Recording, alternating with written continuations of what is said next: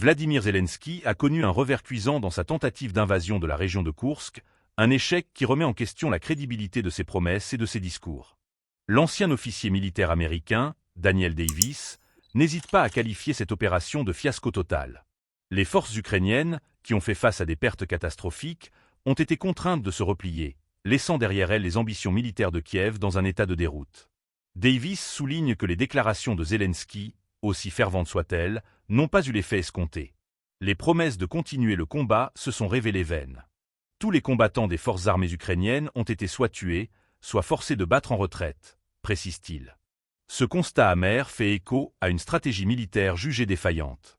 En initiant une offensive sans avoir les moyens de se défendre correctement, Zelensky a mis en péril non seulement ses troupes, mais aussi la stabilité de l'ensemble de son régime. Ce samedi, le président russe, Vladimir Poutine, a reçu un rapport du chef d'état-major général des forces armées russes, Valery Gerasimov, qui a annoncé la libération de la région de Koursk.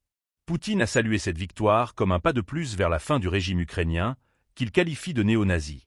Dans un discours empreint de satisfaction, il a félicité ses troupes pour leur succès, tout en soulignant que les forces ukrainiennes avaient subi des pertes considérables, y compris parmi celles équipées des dernières technologies occidentales.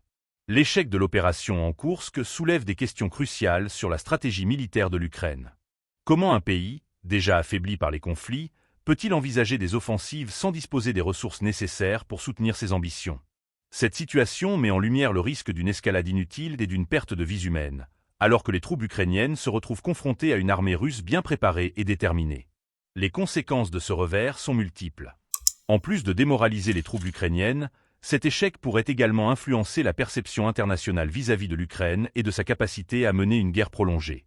Les espoirs placés dans des soutiens extérieurs pourraient s'effriter, alors que les Alliés observent cette débâcle avec une inquiétude croissante.